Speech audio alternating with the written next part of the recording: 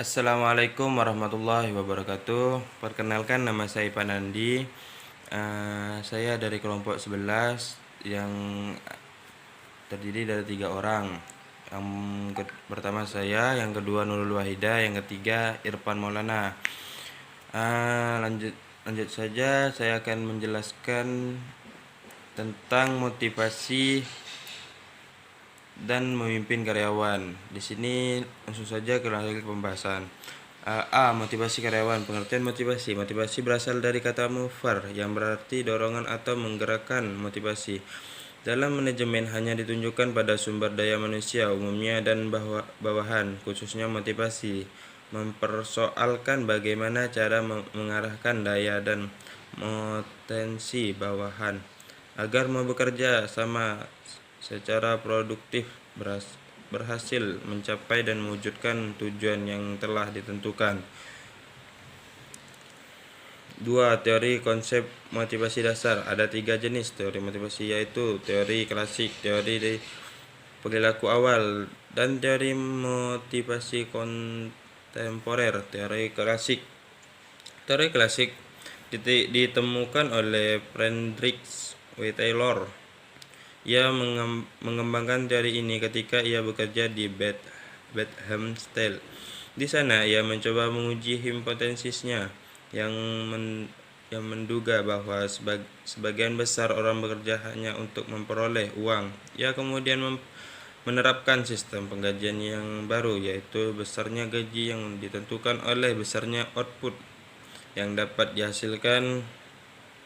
2. Teori X dan teori Y. Konsep dari teori ini diajukan oleh Douglas McGrath dalam bukunya The Human Side of Enterprise. Teori X mengonsumsi bahwa karyawan tidak senang bekerja dan akan bekerja secara efektif jika berada pada lingkungan kerja yang dikontrol dengan baik. 3. Tingkat kebutuhan ala Maslow. Konsep ini dikembangkan oleh seorang psikolog bernama Abraham Maslow. Maslow membagikan kebutuhan manusia menjadi 5 tipe dasar.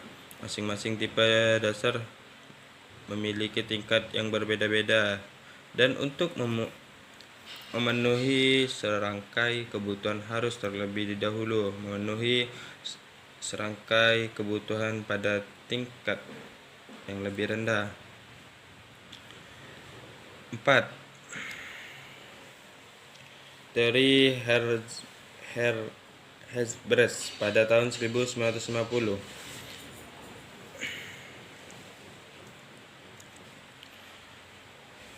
Friedrich Herzberg mengembangkan sebuah teori yang disebut motivasi Hegel. Teori dalam teori yang didapat dari hasil wawancara dengan kira-kira ratusan akuntan dan teknisi di BIS tersebut. 1. Teori Equid secara adalah teori tentang motivasi yang membandingkan antara perlakuan perusahaan terhadap dirinya dengan perlakuan perusahaan terhadap yang lain. Misalnya ketika Adib, seorang lulusan perguruan tinggi, menjadi pegawai baru di sebuah perusahaan. Ia mendapatkan gaji awal sebesar $75 dan sebuah mobil kualitas menengah. 2. Teori kepentingan space theory. Teori ini dikembangkan oleh Victor Fromm. Teori kepentingan mengasumsi bahwa motivasi yang timbul berdasarkan besar kemungkinan seorang untuk memperoleh sesuatu dan seberapa besar kesempatan yang dimiliki untuk dapat mencapai harapan tersebut. 3. Meningkatkan motivasi karyawan. Karyawan berperan penting dalam operasi perusahaan. Motivasi diperlukan karyawan untuk meningkatkan atau memperbaiki kinerja. A. Management by objective. MBO adalah teknik untuk meningkatkan motivasi kerja dengan cara manajer dan karyawan menetapkan tujuan goal secara bersama-sama. B. Program pengayaan pekerjaan job. Program pengayaan pekerjaan adalah usaha untuk meningkatkan motivasi karyawan dengan cara memberikan variasi dalam pekerjaannya. Misalnya, rotasi kerja. C. Program desain ulang pekerjaan atau dalam kurung job redesign program. Program desain ulang pekerja adalah usaha untuk meningkatkan motivasi karyawan dengan cara memodifikasi terhadap pekerja karyawan. D. Motivasi perilaku. Modifikasi perilaku. Modifikasi perilaku dilakukan untuk mengubah perilaku karyawan dengan cara memberikan penghargaan kepada mereka yang bekerja dengan baik dan hukum kepada mereka yang bekerja dengan buruk. Universal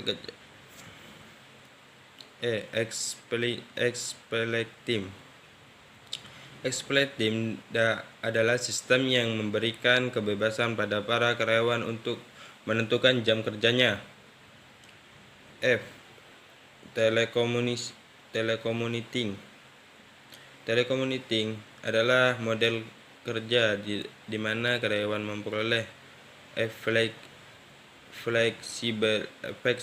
fleksibilitas bekerja dalam hal tepat dan waktu kerja dan dengan bantuan teknologi telekomunikasi, komputer modern, mesin fax, telepon genggam, dan internet adalah beberapa contoh sarana yang digunakan dalam model kerja ini.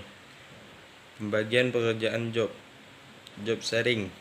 Pembagian pekerjaan adalah usaha untuk meningkatkan motivasi kerja karyawan dan cara mengizinkan karyawan untuk membagi pekerjaannya dan karyawan lain. Baik, selanjutnya akan dilanjutkan oleh teman saya. Sekian, Assalamualaikum warahmatullahi wabarakatuh. Bismillahirrahmanirrahim. Baiklah, di sini saya akan melanjutkan presentasi dari Ipan Anandi, yang dimana saya akan membahas tentang kepuasan karyawan. Yang pertama ada pentingnya kepuasan moral.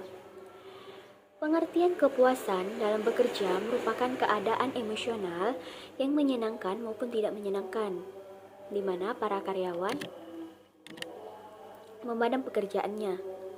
Hal ini nampak pada sikap karyawan terhadap pekerjaannya, sikap positif bila puas atau sikap negatif bila tidak puas.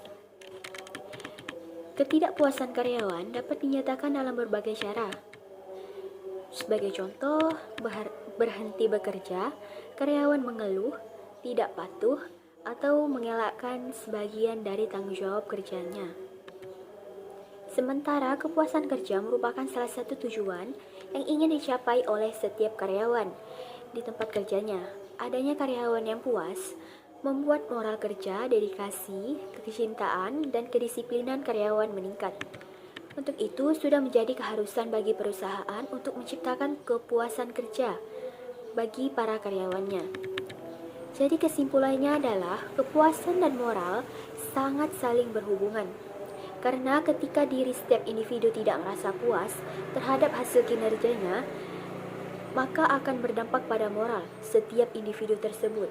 Baik dan buruknya moral setiap individu bergantung pada kepuasan yang diperoleh.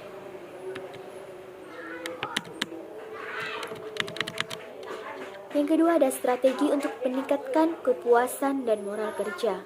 Untuk strategi meningkatkan kepuasan dan moral kerja karyawan, perusahaan-perusahaan biasanya mencoba untuk membuat dan mengimplementasikan berbagai jenis program yang dirancang untuk membuat pekerjaan menjadi lebih baik, sehingga dapat meningkatkan kepuasan dan moral kerja dari karyawan. Program-program yang dilakukan oleh perusahaan untuk meningkatkan kepuasan dan moral dari karyawannya ada berbagai macam cara. Yang pertama ada menaikkan upah karyawan. Yang kedua ada memberikan kenaikan jabatan kepada karyawan yang berprestasi. Yang ketiga ada kepastian kerja. Yang keempat ada memberikan bonus uang tunai kepada karyawan yang bekerja baik dalam perusahaan, entah itu yang giat atau yang malas-malasan. Berikutnya ada memberikan kompensasi kepada karyawan, dan yang terakhir ada menciptakan lingkungan kerja yang harmonis. Hanya itu yang dapat saya sampaikan, kurang lebihnya mohon dimaafkan. Selanjutnya akan dilanjutkan oleh Saudara Irfan Maulana. Bismillahirrahmanirrahim. Assalamualaikum warahmatullahi wabarakatuh. Perkenalkan, nama saya Irfan Maulana. Di sini saya kelompok 11 menjelaskan tentang materi bagian pemimpin karyawan. Baik, langsung saja. Memimpin karyawan, yang pertama pemimpin dan manajer. Pemimpin tidak sama dengan manajer. Seseorang bisa menjadi manajer maupun pemimpin, keduanya atau mungkin bukan keduanya. Manajer adalah seorang yang memberi perintah dan mengatur bawahannya untuk mencapai suatu tujuan tertentu. Sedangkan pemimpin adalah seseorang yang memotivasi, menginspirasi, dan mempengaruhi perilaku orang lain. Seorang manajer memiliki wewenang untuk menugasi bawahannya karena ia berada pada posisi yang mengharuskannya melakukan hal tersebut. Sementara pemimpin tidak lahir dari posisinya. Seorang pemimpin muncul karena perintah-perintahnya dihormati dan dilaksanakan oleh orang lain. Dalam sebuah perusahaan, sosok pemimpin dan manajer sangatlah penting. Dan yang kedua, konsep mengenai kepemimpinan. Yang pertama itu kepemimpinan sebagai proses. Kepemimpinan adalah suatu proses yang kompleks di mana seseorang mempengaruhi orang-orang lain untuk menunaikan suatu misi, tugas, atau tujuan, dan mengarahkan organisasi yang membuatnya lebih kohesif dan koheran. Mereka juga memegang jabatan sebagai pemimpin menerapkan seluruh atribut kepemimpinannya, yaitu keyakinan, nilai-nilai, etika, karakter, pengetahuan, dan keterampilan. Jadi, seorang pemimpin berbeda dari majikan dan berbeda dari manajer. Seorang pemimpin menjadikan orang-orang ingin mencapai tujuan dan sasaran yang tinggi, sedangkan seorang majikan menyuruh orang-orang untuk menunaikan suatu tugas atau mencapai tujuan. Seorang pemimpin melakukan hal-hal yang benar, sedangkan seorang manajer melakukan hal-hal dengan benar. Dan yang kedua yaitu kepemimpinan sebagai atribut. Kepemimpinan sebagai atribut. Adapun dari sisi atribut, kepemimpinan adalah kumpulan karakteristik yang harus dimiliki oleh seorang pemimpin. Oleh karena itu, pemimpin dapat didefinisikan sebagai seorang yang memiliki kemampuan untuk mempengaruhi perilaku orang lain tanpa menggunakan kekuatan, sehingga orang-orang yang dipimpinnya menerima dirinya sebagai sosok yang layak. Dan yang ketiga yaitu pendekatan mengenai kepemimpinan. Pendekatan mengenai kepemimpinan ada 3. Yang pertama itu pendekatan personal.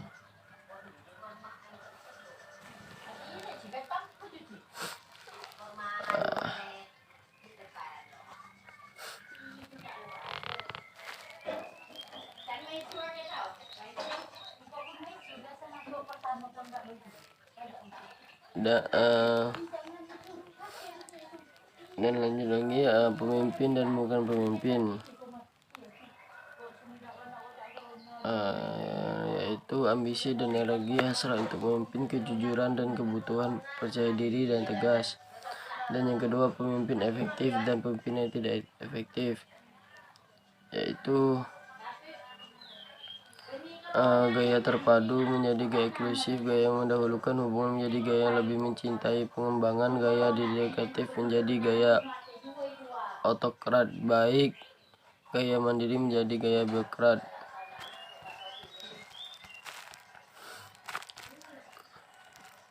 Baik, mungkin sekian dari saya, kurang lebihnya mohon maaf. Wassalamualaikum warahmatullahi wabarakatuh.